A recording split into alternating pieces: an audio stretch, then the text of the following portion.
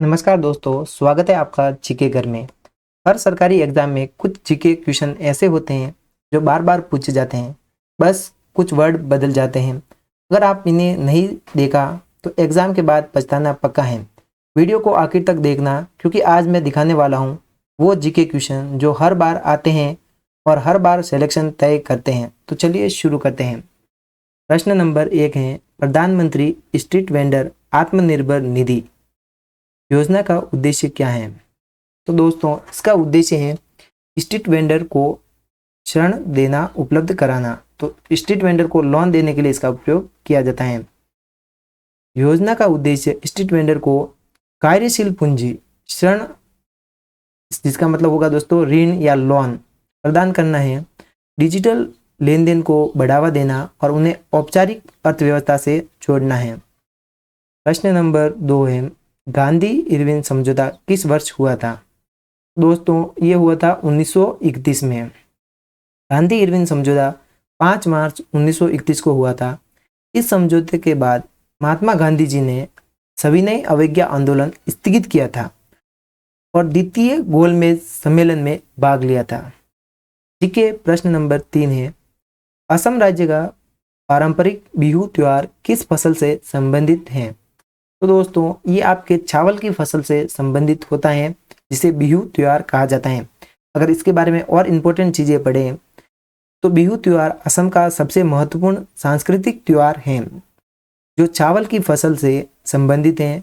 यह 3 प्रकार का होता है, बोहाग बिहू, कोंगाली बिहू और भोगाली बिहू।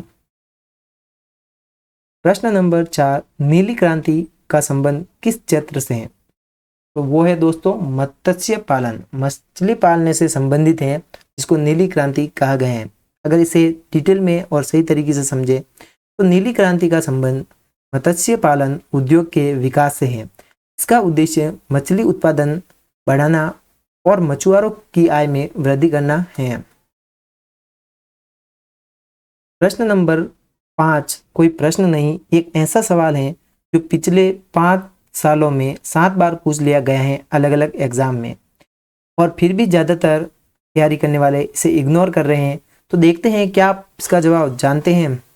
तो प्रश्न नंबर 5, भारत के किस राज्य में सिमिलिपाल राष्ट्रीय उद्यान स्थित है? तो दोस्तों, ये आपका है उड़ीसा में स्थित है। सिमिलिपाल राष्ट्रीय उद्यान उड़ीसा राज्य में स्थित है और यह एक बाघ अभ्यारण्य भी है। यह यूनेस्को के बायोस्फीयर रिजर्व का हिस्सा है। प्रश्न नंबर 6, वस्तु एवं सेवा कर जीएसटी को लागू करने वाला भारत का पहला राज्य कौन सा था?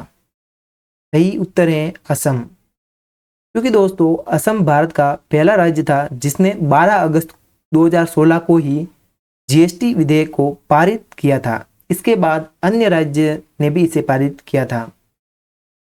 ठीक है, प्रश्न नंबर 7 है, मिशन इंद्रधनुष किस क्षेत्र से संबंधित है? तो सही उत्तर है टीकाकरण। क्योंकि दोस्तों, मिशन इंद्रधनुष का उद्देश्य देश के सभी बच्चों और गर्भवती महिलाओं का पूर्ण टीकाकरण सुनिश्चित करना था। इसकी शुरुआत 2014 में हुई थी। तो दोस्तों, अगर एग्जाम में पूछ ले कि मिशन इंद्रधनुष की शुरुआत कब हुई थी, तो वो है 2014 में। प्रश्न नंबर 8 है, राष्ट्रीय पेंशन प्रणाली एनपीएस की शुरुआत किस वर्ष हुई थी? तो दोस्तों, एनपीएस अर्थात नेशनल पेंशन स्कीम की शुरुआत 2004 में हुई थी। तो राष्ट्रीय पेंशन प्रणाली एनपीएस की शुरुआत 1 जनवरी 2004 को हुई थी। शुरुआत में यह केवल सरकारी कर्मचारियों के लिए थी, लेकिन बाद में इसे 2009 में सभी नागरिकों के लिए खोल दिया गया था। अगला सवाल काफ़ी ट्रिकी है, क्योंकि हर बार एग्जामिनर बस एक वर्ड बदलेगा और इस सवाल को देगा, लेकिन स्टूडेंट गलती कर देते हैं। तो ध्यान से सुनो, क्योंकि ये वाला सवाल एग्जाम हॉल में आया तो आपको मैं याद आऊँगा। वो है, अंतर्राष्ट्रीय योग दिवस पहली बार कब मनाया गया था? तो दोस्तों, अंतर्राष्ट्रीय योग दिवस को पहली बार 2015 में मनाया गया था, क्योंकि पहला अंतर्राष्ट्रीय योग दिवस 21 जून 2015 को मनाया गया था। संयुक्त राष्ट्र ने 11 दिसंबर 2014 को। दोस्तों उसके कुछ महीनों बाद 11 दिसंबर 2014 को 21 जून को अंतर्राष्ट्रीय योग दिवस के रूप में घोषित किया था। तो इस प्रकार क्या किया गया कि अंतर्राष्ट्रीय योग दिवस को घोषित कर दिया था संयुक्त राष्ट्र ने 11 दिसंबर 2014 को, और अंतर्राष्ट्रीय इसको 21 जून 2015 को मनाया गया था। प्रश्न 10 ये है मिशन कर्मयोगी किससे संबंधित है?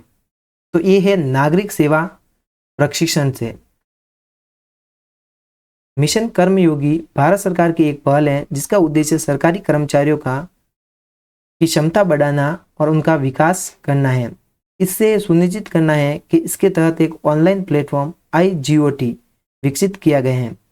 आशा है यह सेट आपको पसंद आया होगा और आपकी तैयारी में हेल्प करेगा। तो ये थे जीके के वो क्वेश्चन जो हर सरकारी एग्जाम में बार बार आते हैं। अगर इनमें से एक भी सवाल आपने सीखा तो वीडियो को लाइक करो और कमेंट में बताओ कितने सवाल सही किए। अब ध्यान से सुनो, अगली वीडियो मिस किया तो पूरी तैयारी अधूरी रह जाएगी, क्योंकि उसमें हम लाने वाले हैं top GK question and answer जो अभी पढ़ना जरूरी है सरकारी और आने वाले सभी एग्जाम के लिए, वो सरकारी हो, प्राइवेट हो या कोई भी कंपटीशन वाला एग्जाम हो। वो वीडियो सिर्फ इम्पोर्टेंट नहीं, वो आने वाले एग्जाम के लिए डायरेक्ट सिलेक्शन बूस्टर हैं।